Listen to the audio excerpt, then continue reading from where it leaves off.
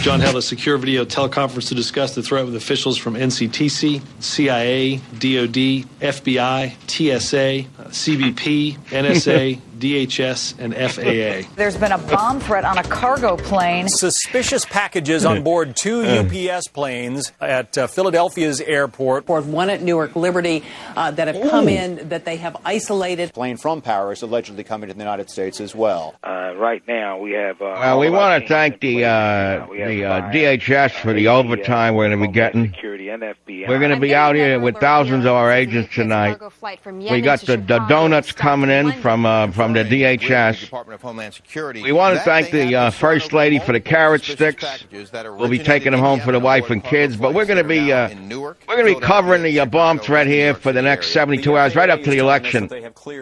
Make sure that the world is safe for democracy here. Repeat that, Jay. Okay. Well, yeah, the donuts are coming in pretty good. We got hundreds of guys going up and down the planes. Yeah, we do need the donuts. I mean, don't mock that. Exactly what authorities are dealing with.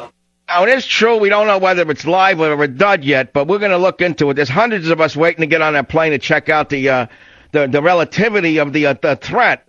I mean, at first we were told it was a dud, but then, the president come out and he said that it definitely was live, and we got to keep it going. So we got someone from DHS, CIA, FBI, DEA, LSMFT, every other agency we could possibly get down here because a very serious potential threat. And we don't want to leave the American people in limbo before the election. So as I say, we want to thank everyone for the donuts. We got the donuts. We got the coffee. We'll be out here all weekend making certain that you can go to the polling places, whatever. We got another fake terror threat coming out Monday night. In case you missed this one, welcome to the Savage Nation. I don't know about you folks, but I don't take this too seriously. In fact, I suspect that the suspect packages are more suspect than the suspect packages. In fact, I think it's a fake terror alert. In fact, I don't believe a word of it. I think this is the mini October surprise that I've been warning you about for months now. Why? Well, Obama's ratings are in the gutter. He failed to even win his base over on the comedian show. When a 10th-rate comedian can make a mockery of the president, he needs an October surprise. So what's better than a terror alert? Ladies and gentlemen, please, is there not a cynical person in the audience? What happens a few days after the president fails on the comedian show? What happens right before Halloween? What happens on the cusp of the election?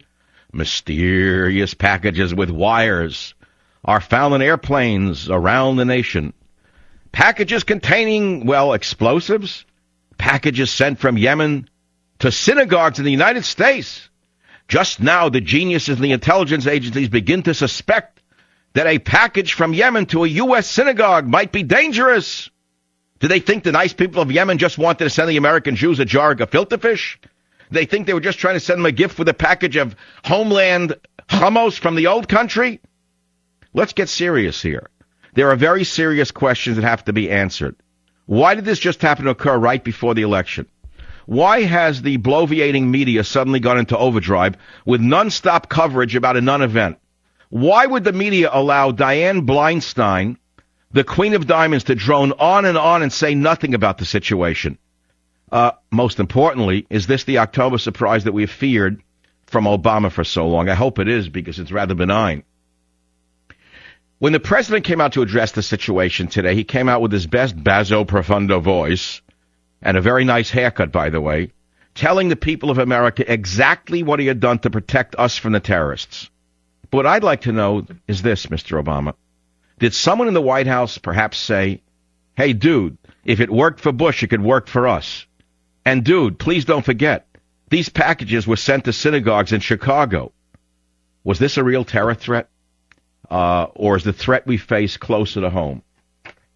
Let's play some music. Play the number of agencies involved. That's the most important thing. I want you to listen to Robert Gibbs. Listen to this. Listen. John held a secure video teleconference to discuss the threat with officials from NCTC, CIA, DOD, FBI, TSA, CBP, NSA, DHS, and FAA.